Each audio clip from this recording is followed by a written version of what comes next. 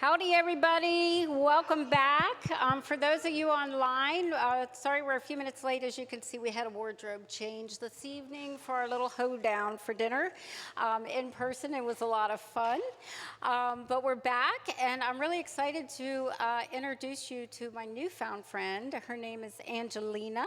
She is here today to talk to us a little bit about mental illness. We know that with hypopara, for some of us, it can cause a lot of anxiety. We've been through a lot, particularly if you're post-surgical, but also if you're genetic and you're born with it and you don't even realize that you have it, you can, have a lot of anxiety around that. So we had a great conversation about a month ago, and we taught her a little bit about hypopara and asked her to come and talk to you guys a little bit about that. So without further ado, Angelina, just tell us a little bit about yourself. We're just going to have a chit-chat tonight.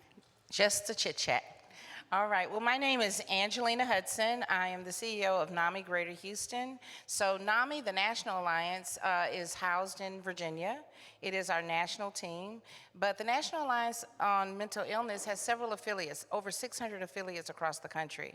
And I believe there's 2 in this local area, but I represent the one from Greater Houston. And I'm here today to talk about how we support various populations and their style of coping, their mental health, their mental well-being, and I'm hoping that I can share something today that might support all of us in our journey. Very good. And is there anything else that you would want to share about NAMI as an organization and, Yes. and who they are and kind of what support they have? Right, so what is unique about NAMI is that really we are all peers. We are family members and we are individuals impacted by mental health conditions and in recovery or not, Some of our loved ones say, you know what, it's not me, it's you. And so what do you do with that, right? And so we started off in I think it was 75 or 76 in Wisconsin, and it was really just 2 moms. All right, Wisconsin, okay? Who knew? We're in Texas, right? Y'all came all the way down. But we started off with just 2 moms saying, listen, we need better services. So in the spirit of NAMI, if it doesn't exist, we create it. We found that we needed support. We needed someone to hear us, to make a difference in our life journey, to support us with our issues, both as a caregiver and those diagnosed. But I have to admit, we started off with the caregivers first, and then later we moved to Virginia, right? And in the Houston area, we've been operating for 37 years. And I've been with NAMI for 25 of those 37 in this state. And so I'm a proud parent of children who were diagnosed very young. And let me tell you, a lot of people feel that children cannot have mental health conditions. And I said, well, they can certainly give them.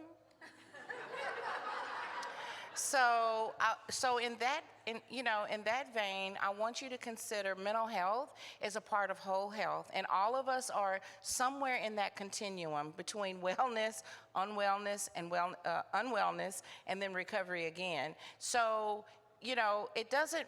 I'm not going to say it doesn't matter. It absolutely matters what you're dealing with, and also it matters how we go through it, how we find our way, all right, to manage all of the feels that go with being both the caregiver and the person diagnosed with a chronic disorder. All right, very good. And you keep using the word recovery. Can you elaborate a little bit more on kind of what that means? Because, if it pops in people's head, it might right. come up as that's my favorite thing. My favorite word to train our senators and our representatives on is the word recovery.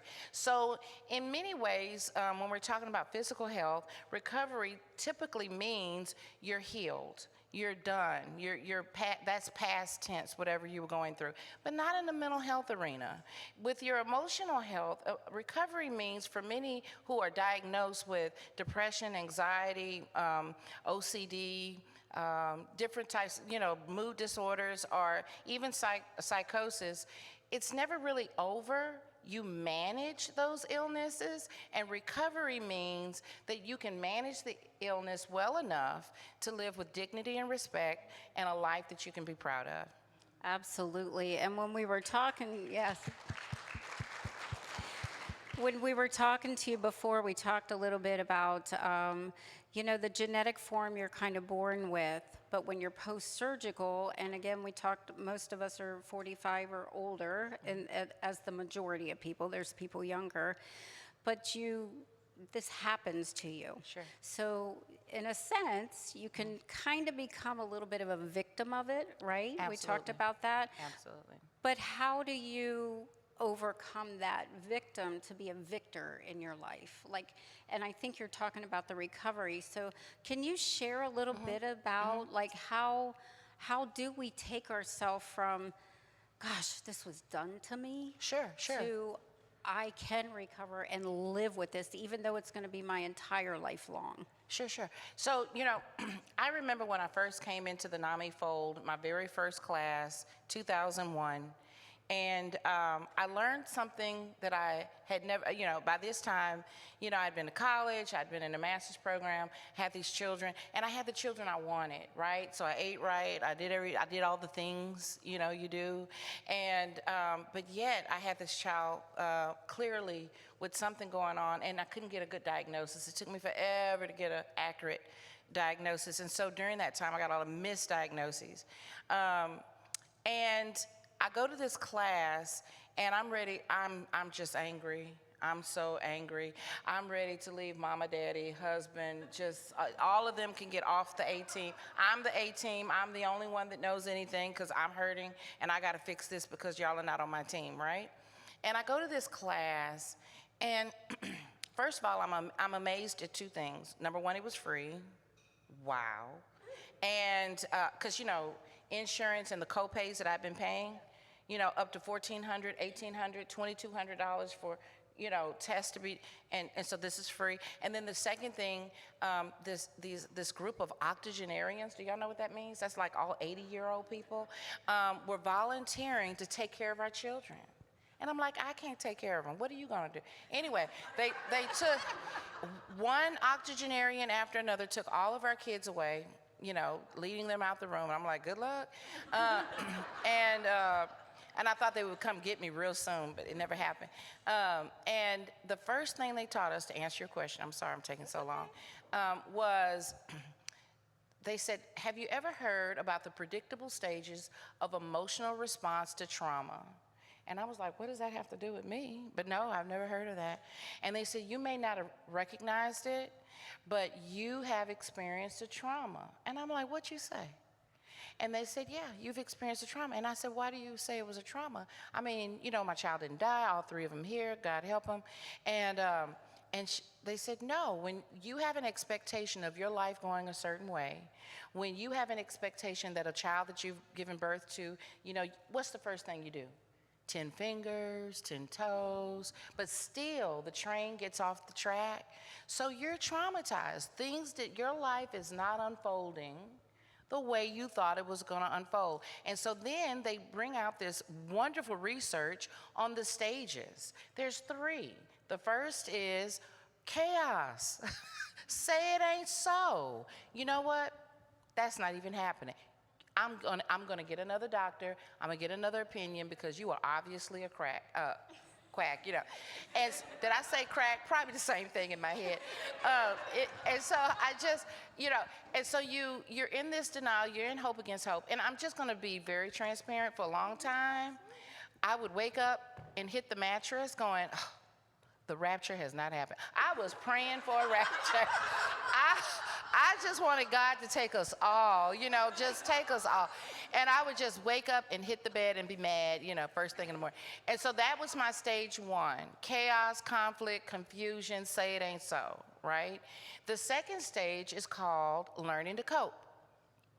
Learning to cope is probably where you start the, how did this happen to me? You know what? I must be a cursed woman. No one must really, something up there, I have done something in my past.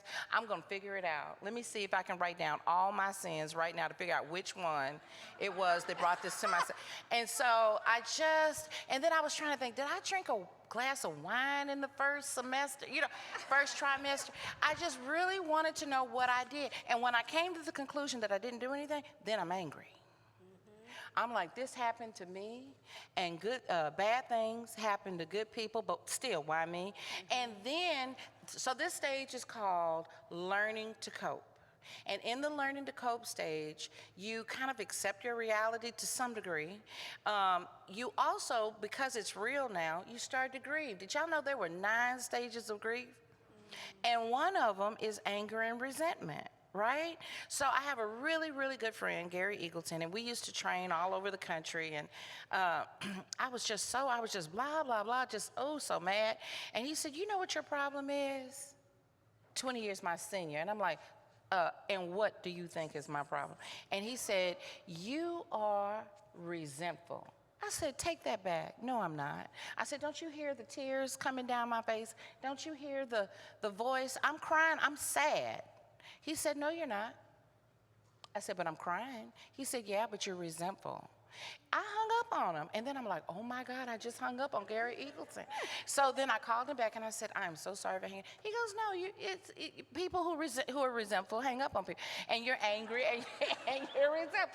And I said, why do you say that? And he said, because, you ready? Drum roll, you're trying to do it all by yourself. I said, well, they're my kids. He goes, that's not what I mean. You're trying to get through it by yourself. He said, the brain is wired to connect. People need people. You've isolated yourself. I was ordering groceries to the house when nobody was doing that. You know, like now, you can order your groceries, go to the store, and they put them in the car. My husband taught me about that.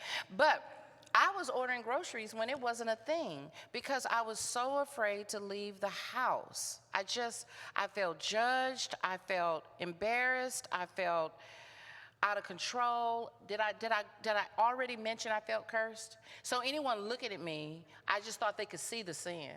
That the little black cloud over, and these are my thoughts. This is not everybody. These are just what I was feeling. And, and I was just angry. And so to get out of that hole of feeling anger and resentful and alone, because no one can help you. Did you know that? Yeah. No one can help you when you're resentful. You know why? Here, give me your hand. Let me help you up. No, I don't need your hand.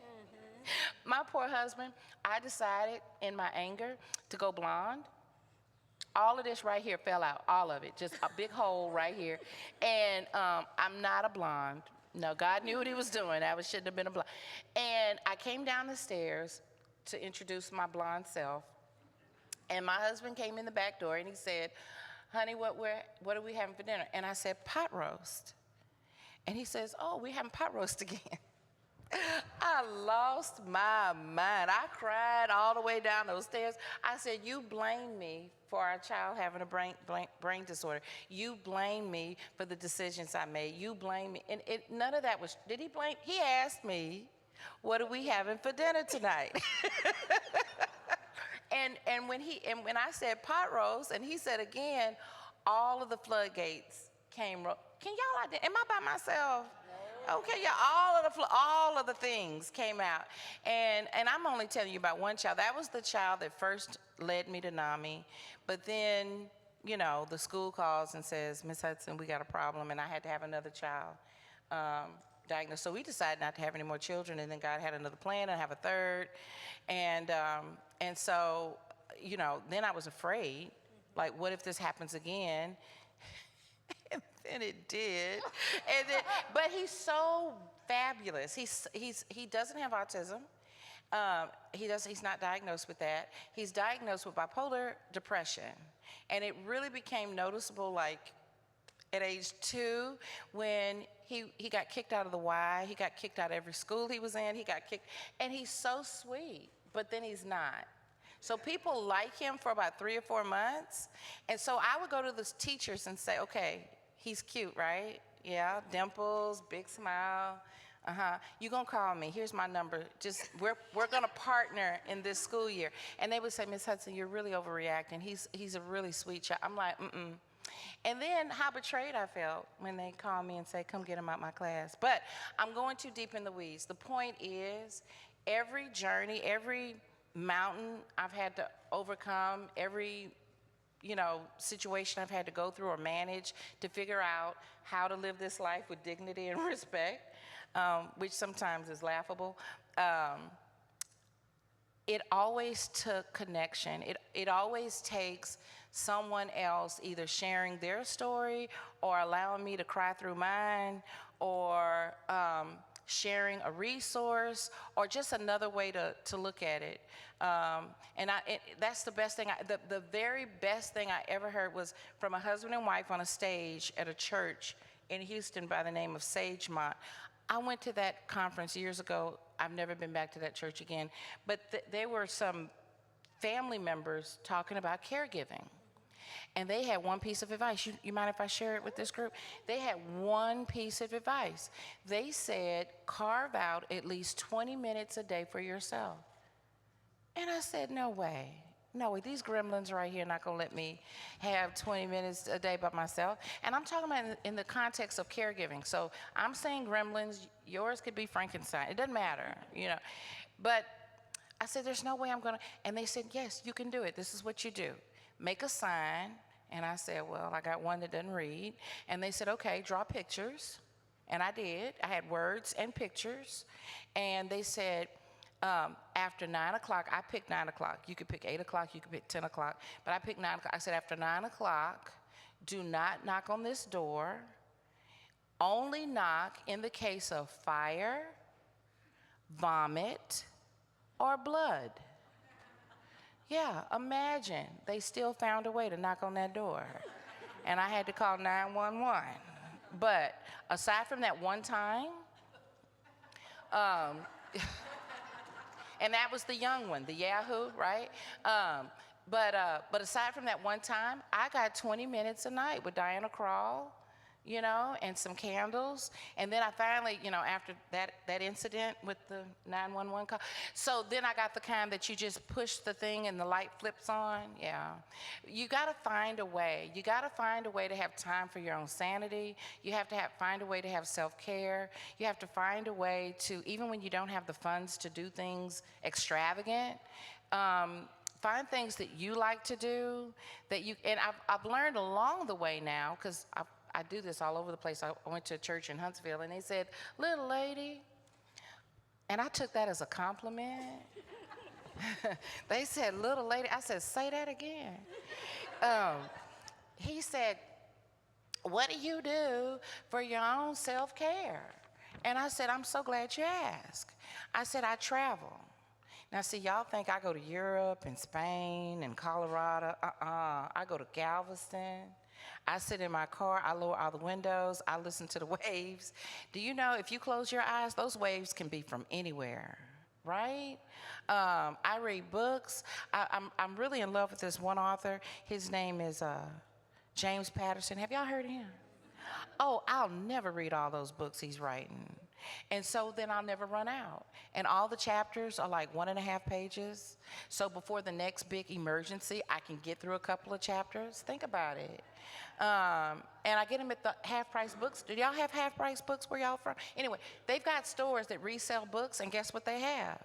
James Patterson. So I don't buy them brand new, and I just do different things. I don't dye my hair blonde anymore, but I do cut it. I do cut it all off.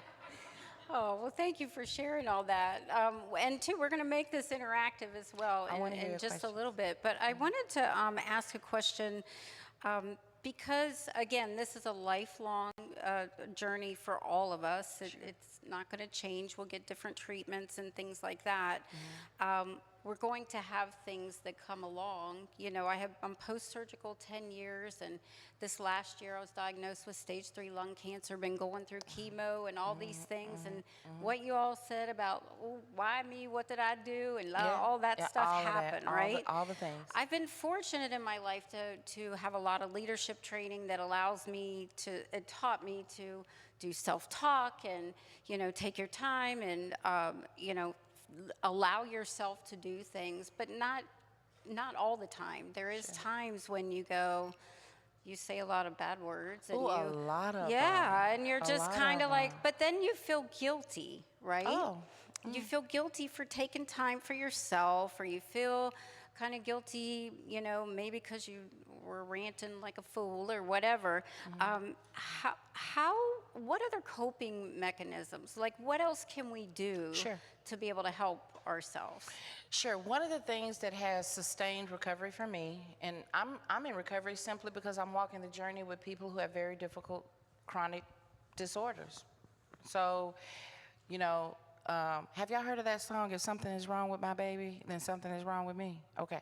So that's kind of like, well, if something's wrong with them, something is wrong with me. So even though I don't have the diagnosis, I feel like I kind of do because I love them, right? And we're walking this journey together. So whether you're the caregiver or the person with the diagnosis, you definitely have to find a recovery pattern that will capture you when you start to sink and you're the last one to know it. Because the way I figured out that I really needed help, I was going for a primary care visit. You know how you walk into the doctor's office and they have that little frosted window and they have the little clipboard. I'm laughing, but it really wasn't funny at the time. And I went and signed in. You know how you whisper, I'm here to see Dr. So-and-so, and okay, sign in, and I signed in. Well, while I was signing, I could hear behind me my 4-year-old, the one that was later diagnosed with autism. He had picked up this little habit of sniffing people. And he sniffed, and see, y'all think that's funny until you're so embarrassed. He would sniff until his nostrils just couldn't get any more air through them. That's how you could hear it, right? So I look behind me, and he is sniffing this poor lady, and she's like, and I'm like, oh my. So I pick him up by his shoulders, because I'm outraged, and I'm embarrassed, right? Pick him up. I'm ready to just shake him real good, but I can't, because I got witnesses, And I'm like, Quentin, what, why did you do that? And I'm fussing, and his feet are dangling in the air because I've lifted him all the way up. And I look around, and people have come out of their exam rooms to see what's going on down the hall. I felt this big. So here's the caution. Let me tell you what happened, though, at the end of that. Do you know, when I got home, just as embarrassed, cried all the way home. When I got home, the phone rang. I normally don't answer. Anyway, I answered it, and it was the doctor, my primary care physician. She said, "Hey, how are you?" And I'm like, "Not good. Did you not see what happened?" And she said, "When you get a sitter," she said, "come back, and I want to talk to you." And when I went back, she didn't take my blood pressure. I didn't have to step on the scale that time. She just wanted to put her clipboard down and let me talk. And that's where I'm headed with this. You gotta find a way to let this stuff out. And listen, don't go to your family's house on Thanksgiving dinner and tell them all about your problem. They don't want to hear it. They don't want to hear, because you're gonna be there Thanksgiving, Christmas. You're gonna, float back around maybe Valentine's Day and Easter, and they don't want to hear these same stories. They're not living it. When you go home, they don't know what's going on behind, and they don't always want to know, okay? And it makes for an awkward, like they don't know what to say, they don't know what to do, they can't fix it.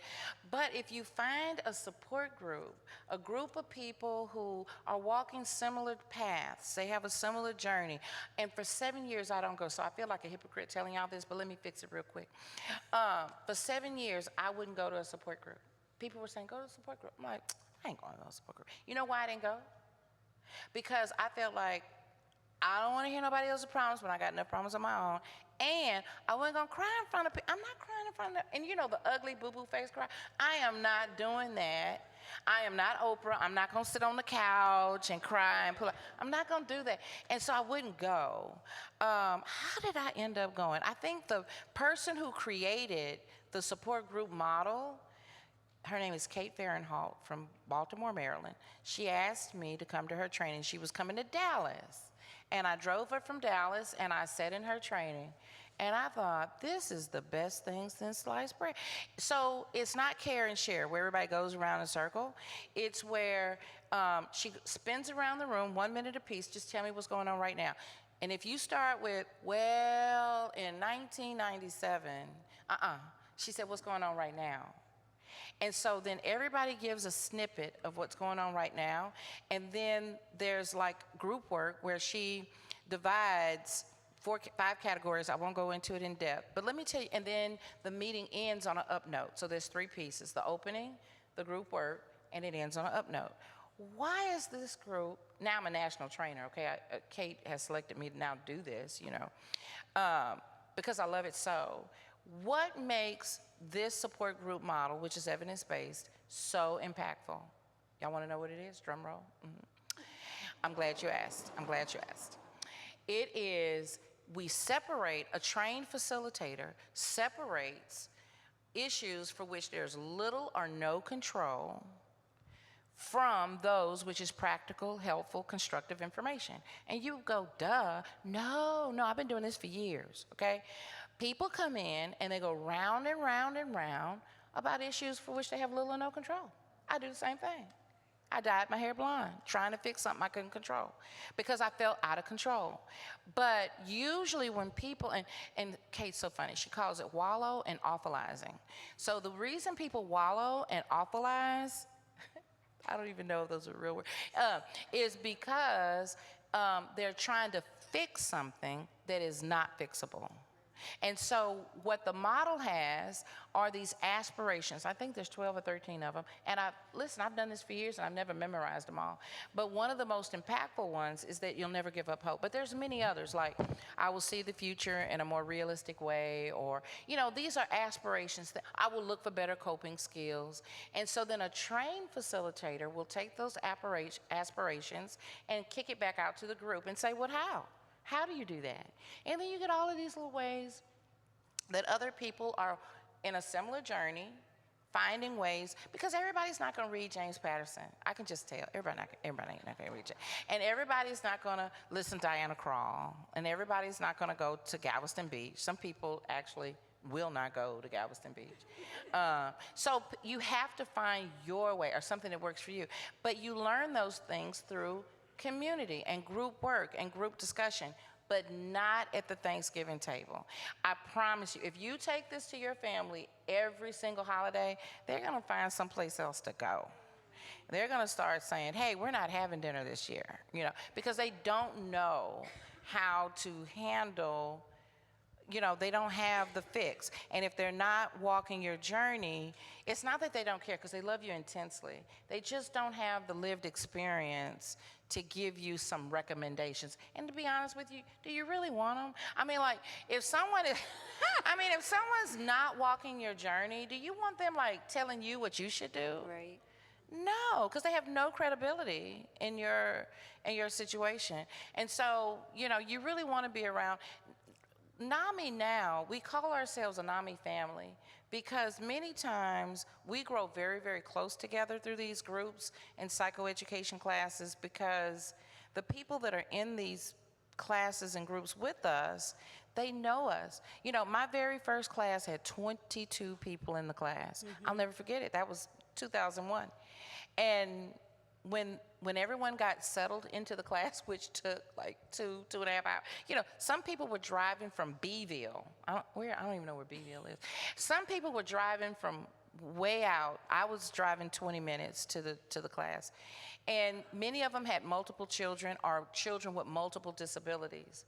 But one thing we knew when we got in that class and we looked at each other in the eye, we knew that they had just stepped over the Grand Canyon to be with each other again. And I don't know, it's just something about people showing up for you, and they don't have to. And I've been in classes, I've perpetually taught classes now, and that's what I think also keeps me in this recovery spot.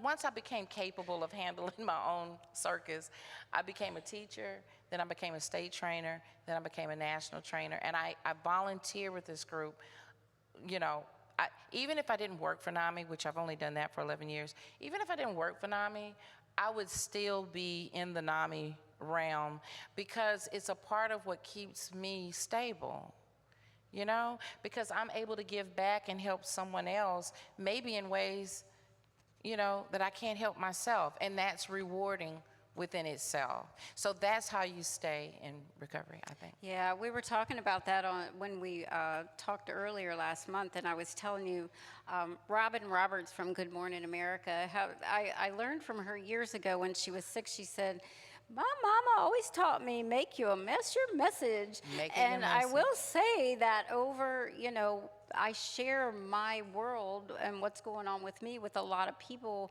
because I want to be able to help them get through different stuff. That's why I really love the patient advocacy piece of it, because while it might be helping them, it's really helping me. It always We have one Absolutely. little program called In Our Own Voice, and In Our Own Voice is where you learn how to tell your story without, grossing out the audience or, making them run out crying and going. And so, and that's just not my style.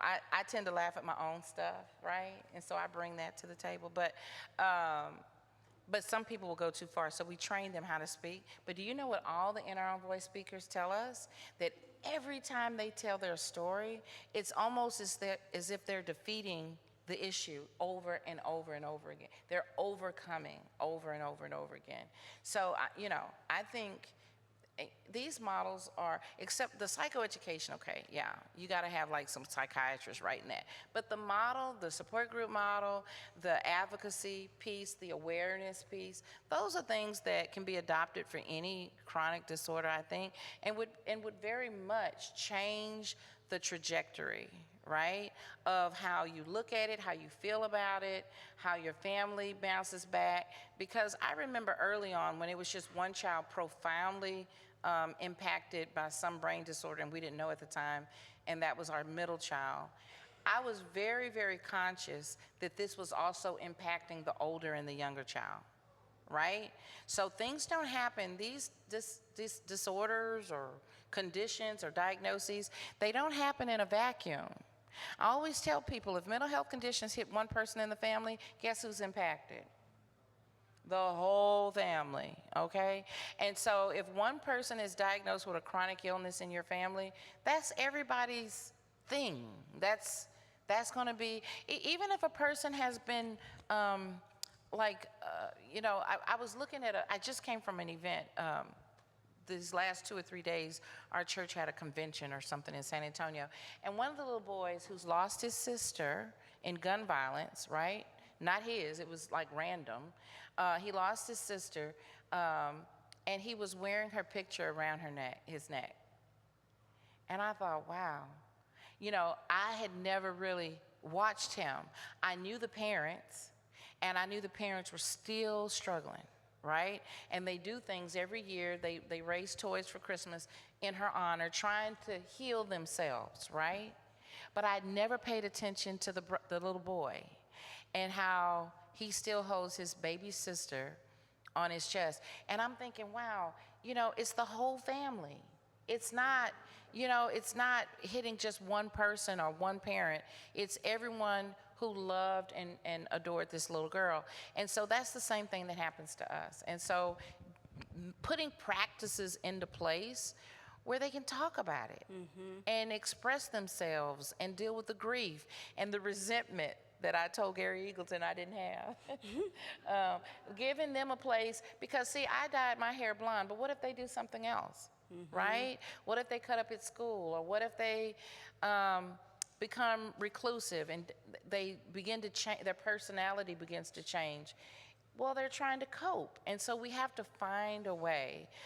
In the Houston area, there's a group called Bo's Place, and Bo's Place, I think they also offer online groups as well. They were created for children who were grieving. That's how they started.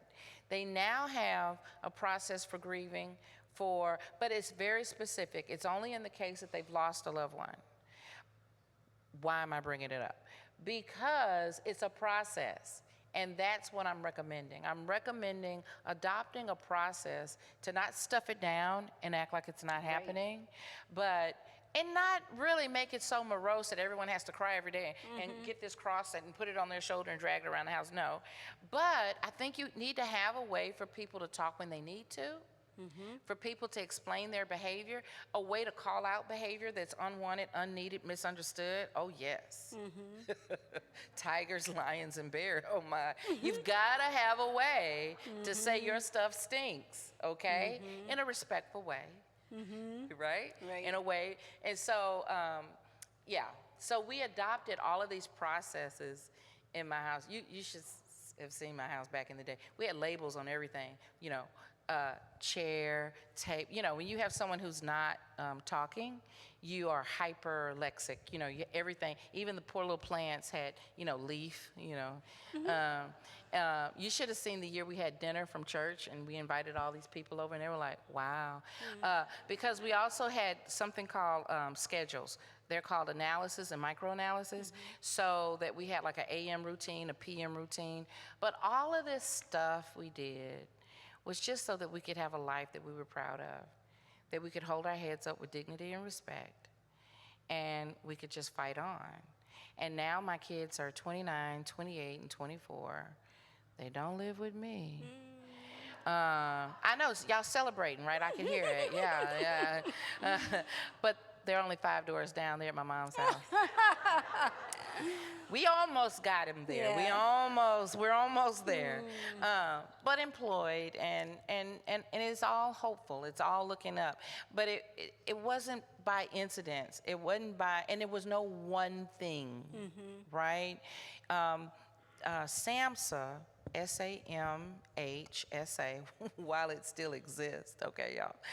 SAMHSA.gov has a website, and that's what it is, SAMHSA.gov. And they promote something called, some research called the 8 Dimensions of Wellness. And the research says that the people who pay attention to these 8 dimensions, they have a happier life, more dignity and respect, more proud of their status. It has nothing to do, I'm not going to say it has nothing to do with money, but money is not like the overarching. It's 8 dimensions. And so I've got 2 notebooks in my purse right now. I'm always carrying notebooks. And so I trick my kids to having dinner with me because they usually like it that I pay the bill, So I'm like, hey, you want to go to Chewy's? And so they like, sure. This morning, breakfast. Y'all want to go to breakfast? How fast do you think it took them to get to that place where I was paying for breakfast? Yeah. And so I pull out my notebook and I say, how are y'all doing on these 8 dimensions? And I've already talked to the server. The food does not come to the table unless y'all tell me what y'all are doing for these 8 dimensions of wellness. And they know them by heart because I've been doing this for, before they graduated high school, I used the 40 developmental assets. But I'm not preaching here about going after one specific thing. It's just, I'm encouraging people to think about what's going to work for you. What are you willing to do? What are you willing to look up? And what are you willing to change? And poor husband of mine, he just had to come hollering and screaming because we were going to do all of this. Yeah, he said, Angie, are you going to bring home some more psycho, what did he call it? Psycho jumbo, something he called it. But you know what? We'll be married 32 years in March. And I don't know if that would have happened. I don't know if that would have happened without following some lived experience, some research, some evidence-based practices in our life. And as we talked about, we have this one time to go around. We have this 1 minute, this 1 hour that'll never happen again. So how do we continue to get through it, right? How do we continue to live our best life with the junk that happens to us, And something happens really to everybody. You're right. Everybody got something. Everybody got something going on. And so, and it challenges our emotional and mental well-being. It challenges our even desire to go forward. And so, having something in place so when things do start to spiral down, there's something or someone to pick you back up. But you can't always, I said that, but then I just wanted to pull it back. Someone. Yes, you should find the people that you like to be around, the people who are going to support you, not blame you, not hurt you, not shame you, guilt you, right? Those are your people. But if we put our recovery on the shoulders of someone else, heaven forbid they stumble and fall, because not both of y'all on the ground, okay? So you can't have everything built on someone, you know? And I'm very, very thankful. I honestly think that's where I'm headed with the 32 years. In our marriage and very early on, because, you know, we had children after 3 years of marriage, so very early on, we recognized that we couldn't be the healing for one another in all things. Right? And I don't know, somehow we thought we were, but we weren't. And so we were very grateful and thankful that we found people that helped steer us into channels where we could get our own help addressed, so that when we came back together, we could be strong enough to support one another. I think sometimes we expect one human being to be all things. Oh, am I stepping on toes? I hope my husband doesn't hear this, so he says this back to me later on tonight. But they can't, one person cannot be all Absolutely. things. Agree. And so you have to put together your jigsaw puzzle so that you have your own network of support. Absolutely. Yeah, And I want to questions? do for the last 10 minutes, Amanda, would you be able to run microphone for us? Or Bob is there. Oh, Katie's there too. Okay, very good. So let's open it up to any comments or questions that you might have. And then I'm going to ask you for 3 things that we can walk away with from there after we do questions. Okay, so who's going first? Bob, over there. Hi, my name's Kim. How to keep this brief. I'm diagnosed complex PTSD. 30 years hypopara. I've lost a son through psychosis. Had brain surgery. Lost a career because of the hypopara. Life didn't go as expected. My son had mental health issues and addiction. I did go to NAMI. I have been involved I'm in Daytona Beach area. And I looked for resources everywhere. I did get involved with Al-Anon. That's the support group for people affected by somebody's drinking or addiction. It really saved me in so many ways. I cried for the first 2 years. And then people in the group started losing their children. And 10 years later, I lost mine. Things I learned that I still use today is like, if you're flying in the airplane, you put the oxygen mask on yourself first. It's learning to take care of yourself. There's amazing podcasts, amazing apps, and it's just finding your people. There's groups, there's grief groups, there's Al-Anon, but you have to search for them. And I think, the one thing that's helped me so much is social media. I too am an oversharer. I say that because I help people. My grandson just lost his dad a year ago to suicide. I reach out immediately because we need to be there for each other.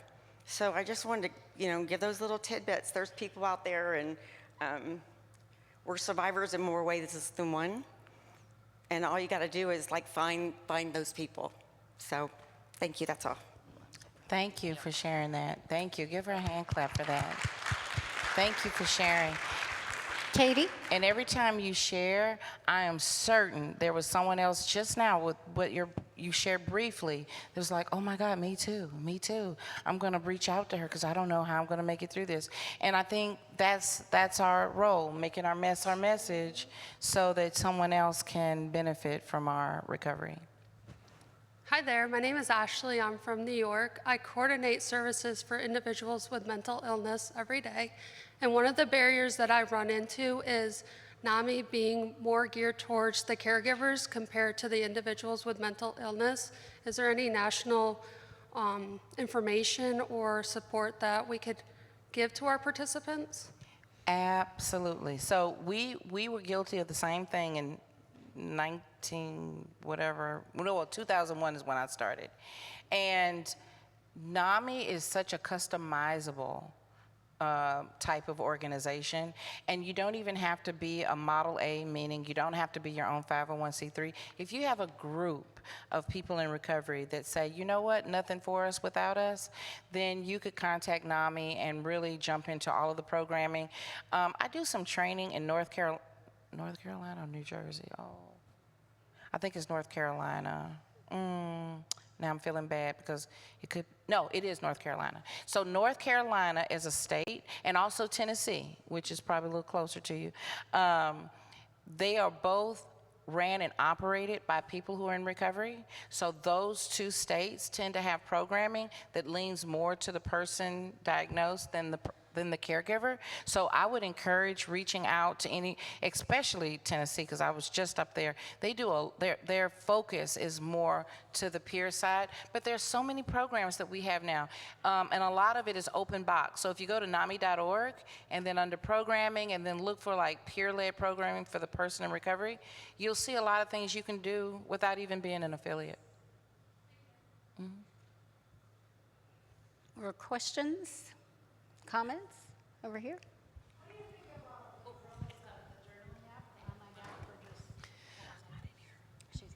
What do you think about Rosebud? It's like an online journaling app, and it's good at finding connections, or people just, I know it's good to do the community things, but sometimes you need to like dump stuff or just get it off so you can process your thoughts that you're not even aware of. Journaling is exceptionally healing and cathartic. It helps people organize their thoughts. It's called, what it is, journaling helps you put a story to what's happened. It's not, what's wrong with you, it's what has happened to you, right? And that journaling piece is very important. And you bring up something else very interesting that I had to appreciate from one of my family members.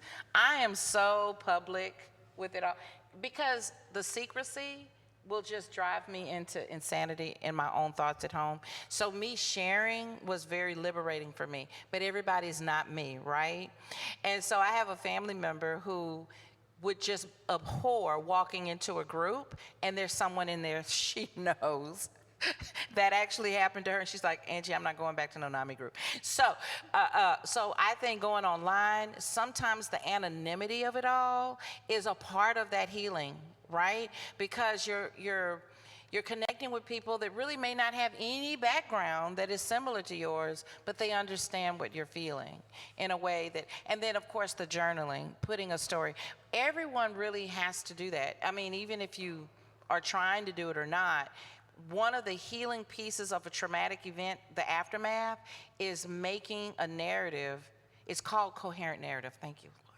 Okay, building a coherent narrative to make sense of something that in the moment that you're staring, it makes no sense.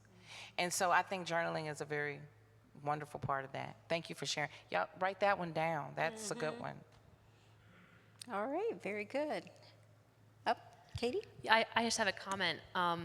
I wanted to hear your thoughts on this. We had a breakout session earlier this afternoon for our youth group that we're starting with HPA, and the session was very impactful and actually a little bit unexpected because we had different members of our community coming together, not just youth, but caregivers, children of adults with this condition. We had a lot of very powerful perspective that was shared, and I'm so grateful for that, and applaud our participants for being willing to share that with your colleagues and everybody here. So I wanted to make a comment about that. And then one of the things that we did in our group was we had two butterflies. We had a purple one and a teal one, and the idea behind the exercise was to write on one of them something that you wish to hold on to, something that you gained through your experience with your condition, and something that you wish to let go of, representative of two wings, two sides of every story. And so I hope that everyone that participated found that meaningful, and I wanted to take the opportunity to let everybody know that those butterflies we have more, and they are out there on our craft table in the back. If anybody feels inclined to participate in that, you should feel free to do that and take one with you. And then we also have bracelet making kits with words that you can use to create something to take home with you, either for yourself or for someone in your life that might appreciate a message of strength or hope or whatever is meaningful to you. So I'm sorry, I think that was more of a statement than it was a question. No, and I'm so glad you brought it up because you really triggered me into remembering something kind of relative to what Miss New York was saying. I'm sorry, I can't remember your name, but I did remember the big city. And that is, usually in NAMI world, we think of these two sides, this dichotomy of caregiver versus person diagnosed and in recovery are working towards it. But the truth of the matter is, after 25 years of watching so many process groups, there's another area to pay attention to, and you've already done it, and that is the way a parent feels in this situation versus the way a sibling feels, or a spouse, or the child of someone diagnosed. Those could be 4 different types of populations to deal with. I've recognized over the years the parent feels very custodial, very responsible, very nurturing. Oh, how can I just make life better for you? And the sibling wants to kick you in the butt. Like, get over it already. I'm sick of you. You're taking all the money, you're taking all the resources, all the attention. And that is, there needs to be a place to say that is safe.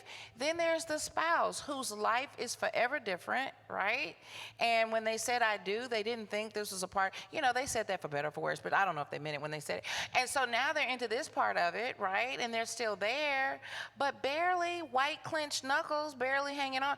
And so they need a place to talk about the hardness. And so I think having groups that kind of pull populations together in a space that can be held for their feelings and not judge for them without injuring the other person in the room, right?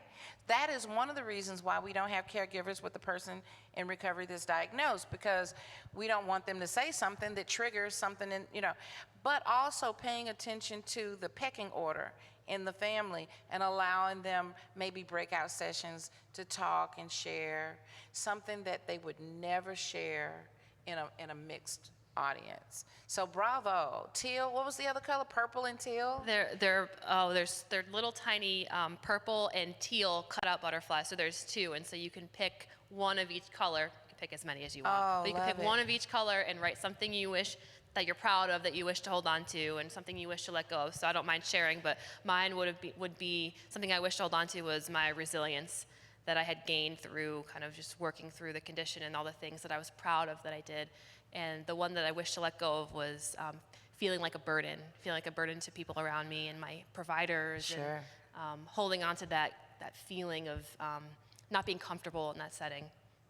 Wonderful, wonderful. I would love to see that continue, like being able to continue to connect with your young people. Thank you. All right. Thank you. And Deb? Hi, Deb from Oregon. My question is, so we go to these conferences and we have great doctors speaking, and a lot of times we see very clinical information that can be very scary because maybe we're not there or where that's at, but it's, it can trigger us. We can spiral into bad thoughts. Caregivers can spiral. What if? And how does the caregiver then support the patient or vice versa? And in terms of seeing all that information that maybe doesn't impact us right now, it could, but any type of skill sets you can help with that. Absolutely. Her name, I hate to start off with the word doctor because that's clinical, huh? But Dr. Karen Hall. Karen is Karyn, Karen Hall. She wrote this wonderful little bitty tiny book called Validation is the Key. And I thought, this is not going to work, because validation is what you think it is. Listening to someone, making sure they're seen, they're heard, they're soothed, they feel safe sharing whatever they share, and then not fixing it, just validate them. And I thought, my guy who's too smart for that, he's going to pick up on it, and it's not going to work.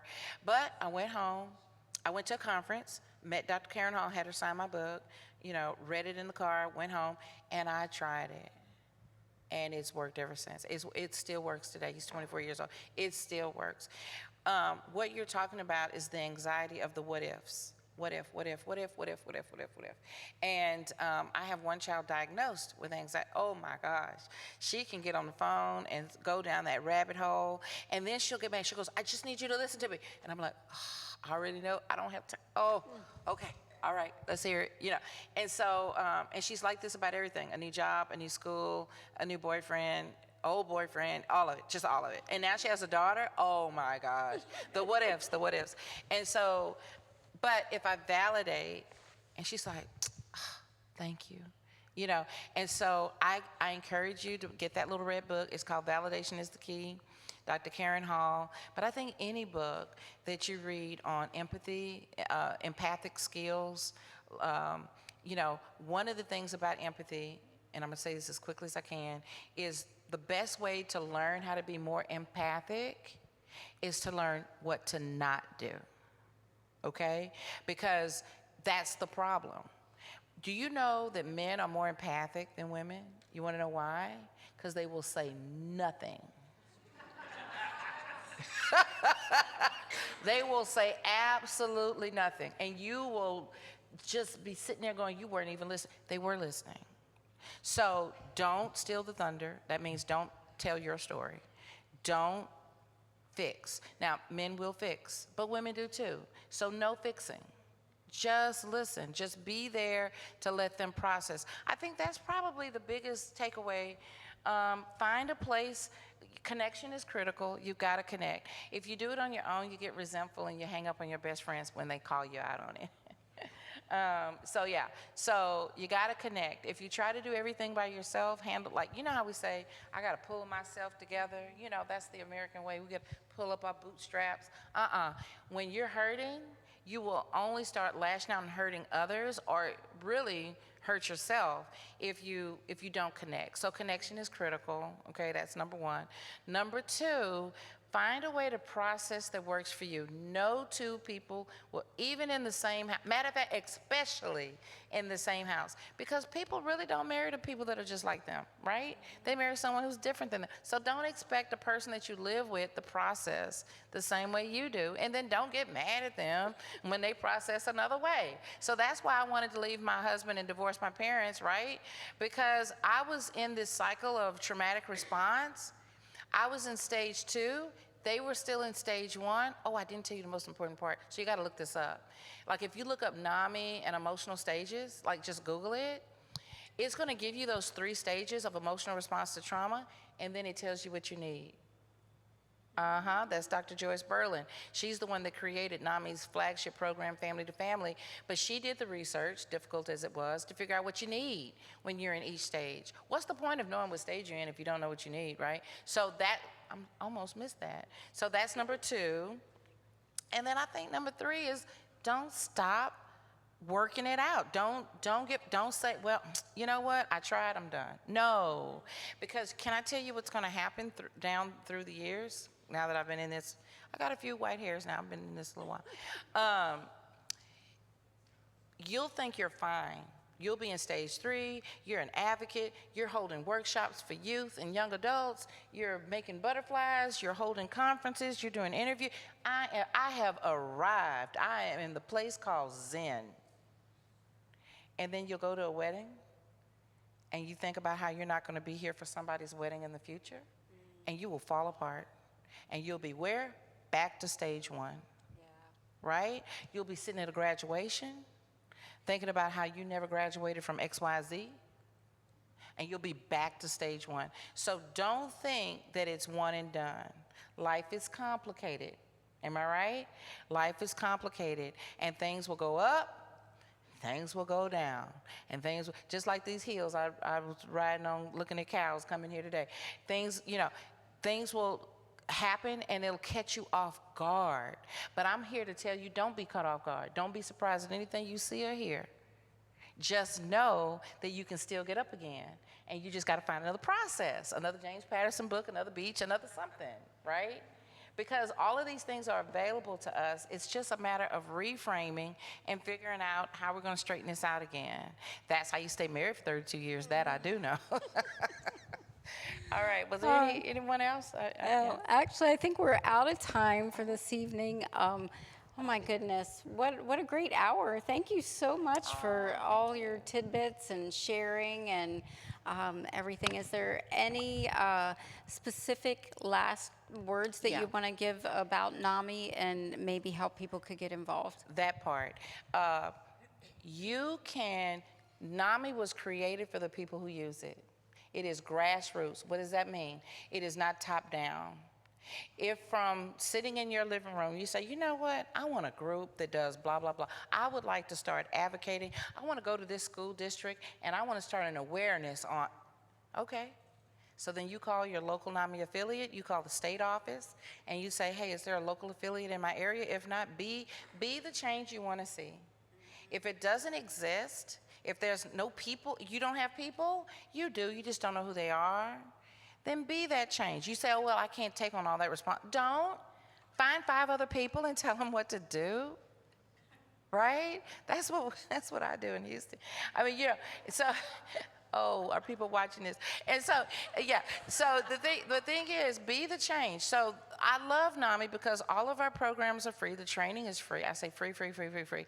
But there has to be a like and like, right? So if you want to make a difference with the emotional well-being of others as it relates to, and you fill in the blank, then you can call NAMI and say, I want to fix the emotional well-being of this population, and I think I can use NAMI to do that, and you'll find a great deal of support. If you don't find it, call me. I know people.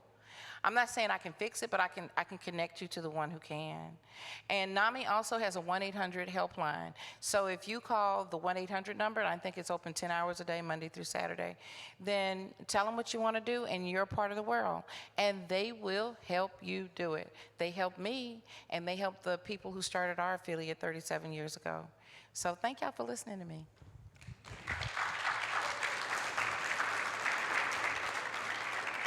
All right, thank you so much for coming tonight and attending, and for you guys online, thank you for joining. And we'll have the resources on our website, hypopara.org, and we want to thank Alexion for hosting the whole evening that we've had today, so thank you. Oh, thank you. I love you.